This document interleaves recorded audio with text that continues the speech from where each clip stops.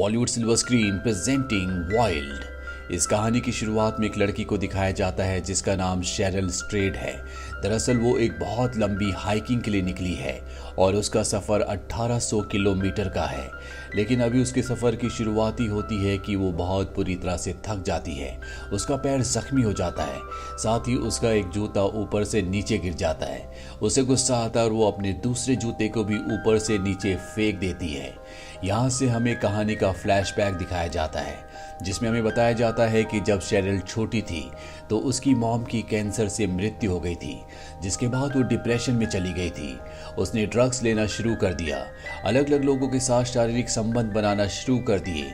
शादी के बाद भी उसकी शादी अच्छे से चल नहीं पाई, उसका डाइवोर्स हो गया। डाइवोर्स के बाद उसे पता चलता है कि वो प्रेग्नेंट है, लेकिन उसे नहीं पता होता कि ये किसका बच्चा है, क्योंकि उसके बहुत सारे लोगों के साथ संबंध थे और ना ही इस वक्त वो बच्चे की जिम्मेदारी लेने के लिए पूरी तरह से तैयार होती है।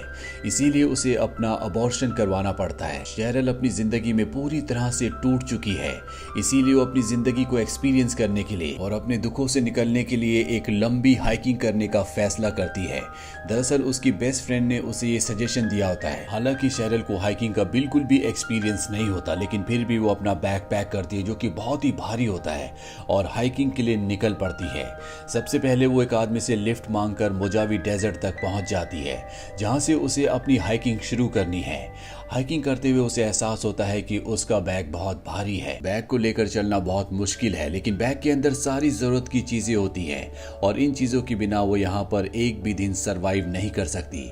इसीलिए वो धीरे धीरे आगे बढ़ना शुरू करती है और कुछ ही देर बाद उसे एहसास हो जाता है कि उसने हाइकिंग पर आकर एक बहुत बड़ी गलती की है, लेकिन अब वो लौटकर वापस नहीं जाना चाहती। वो लगातार आगे बढ़ती रहती है और पूरा दिन चलने के बाद जब शाम हो जाती है तो वो एक जगह अपना कैंप लगाकर बैठ जाती है। उसके पास उसकी एक डायरी भी है जिसमें वो अपना सारा एक्सपीरियंस लिखना शुरू करती है। शेरिल अपने साथ स्टोव भी लाई होती है, लेकिन स्टोव के लिए जिस गैस को लाना चाहिए था वो उसके बदले एक दूसरी यानी कि गलत गैस को ले आई थी, जिससे स्टोव नहीं जल सकता। उसे अपनी इस बेवकूफ़ी पर बहुत गुस्सा आता है। अब शेरिल यहाँ पर रात को कैंप के अंदर सो जाती है। इस पूरे बीहड़ में वो अकेली है। हालांकि उसे यहाँ पर डर भी लगता है, लेकिन वो अपनी हिम्मत नहीं हारती और अगली सुबह एक बार फिर से अपने सफर को जारी रखती है। वो उस भारी बैग के साथ धीरे धीरे आगे बढ़ती और जब भी उसे भूख लगती तो कम से कम खाना खाती, क्योंकि अगर खाना खत्म हो गया तो उसे बहुत प्रॉब्लम हो सकती है। और इस तरह से उसे यहाँ पर आज इस बीहड़ में चलते हुए लगातार 8 दिन हो जाते हैं। उसकी हालत बहुत ज्यादा खराब हो चुकी है। दरअसल उसे लगा था कि ये इतना मुश्किल नहीं होगा, लेकिन ये सफर उसकी सोच से भी ज्यादा मुश्किल होता है। अब एक दिन वो एक फील्ड तक पहुंचती है जहां पर वो एक आदमी को ट्रैक्टर चलाते हुए देखती है। शेरिल भागते हुए उसके पास जाती है और मदद मांगती है। वो आदमी कहता है कि इस वक्त मैं काम कर रहा हूँ, तुम मेरी गाड़ी में जाकर बैठ जाओ।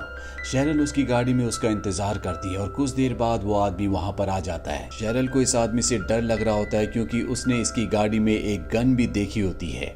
इसीलिए शेरिल उसे कहती है कि मेरे हस्बैंड भी मेरे साथ ट्रैकिंग पर आए हैं और कुछ ही देर में वो इस जगह तक पहुंच जाएंगे।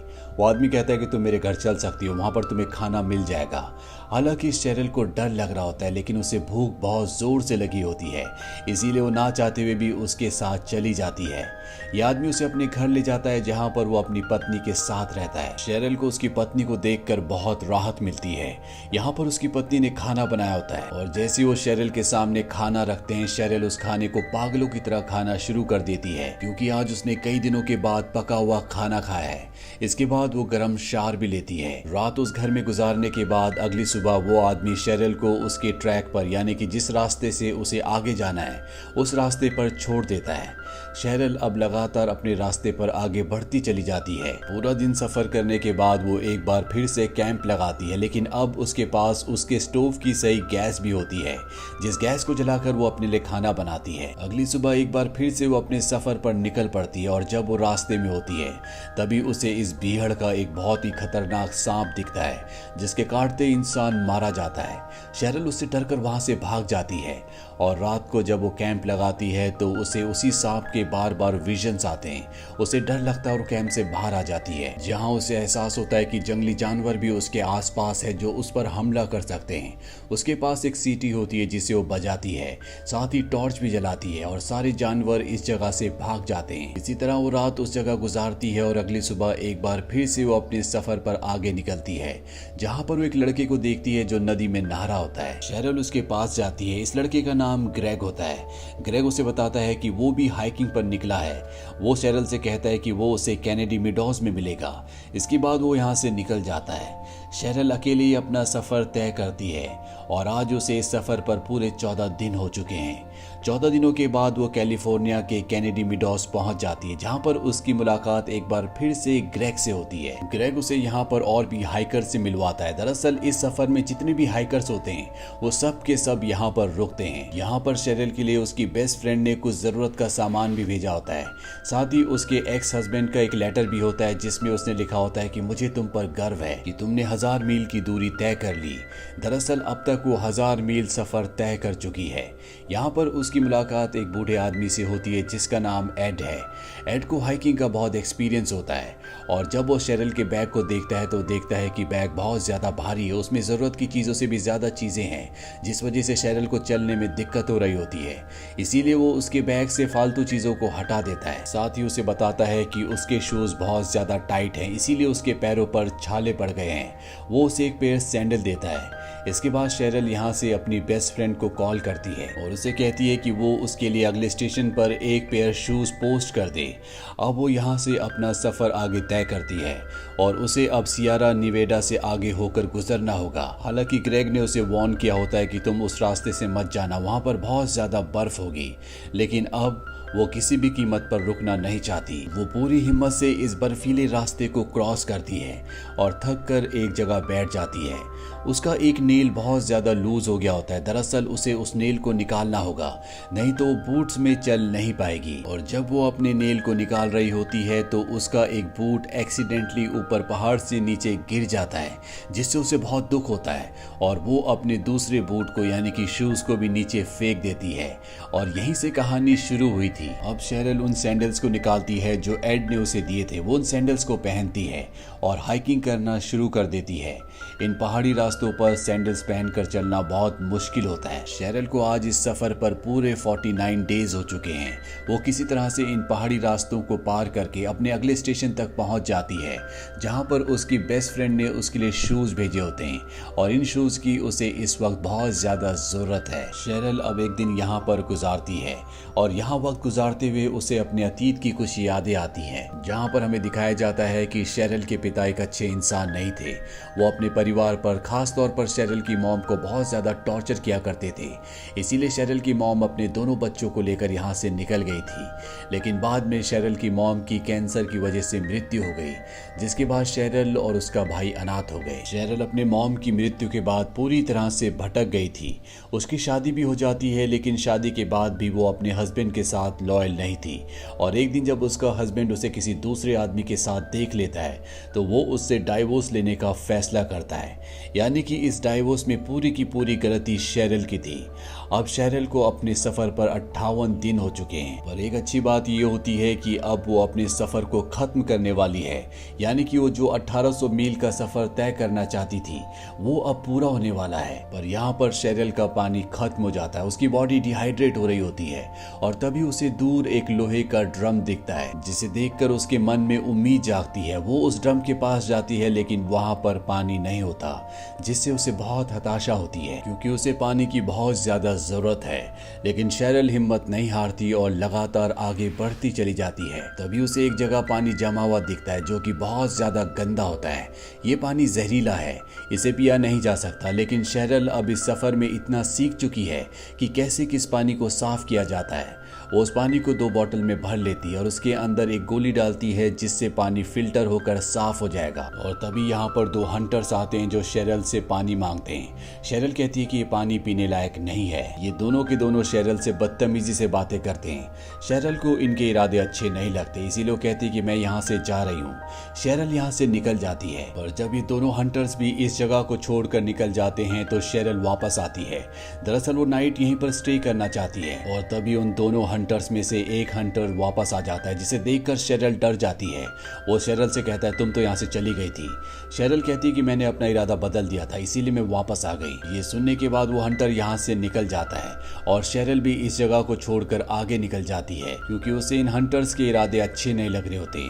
वो लगातार आगे सफर करती रहती है और 62 दिन के सफर के बाद वो एक शहर पहुंच जाती है, जहां उसकी मुलाकात एक लड़के से होती है जिसका नाम जोनाथन होता है। जोनाथन कहता है क्या तुम मेरे साथ एक कॉन्सर्ट पर चलोगी?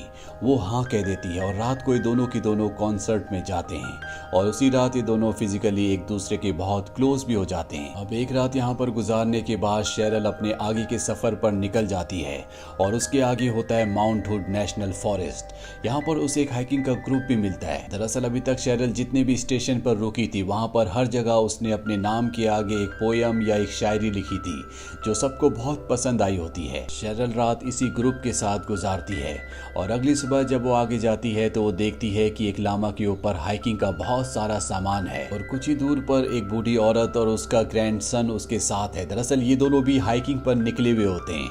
यहाँ पर जो बच्चा होता है वो शेरल से पूछता है कि तुम्हारी मॉम कहाँ है? वो बताती है कि मेरी मॉम अब इस दुनिया में नहीं रही। ये सुनकर उस बच्चे को बहुत दुख होता है और वो उसकी मॉम की याद में एक गाना गाता है जिसके वर्ड्स होते हैं रेड रिवर वैली। ये एक फोक सॉन्ग है।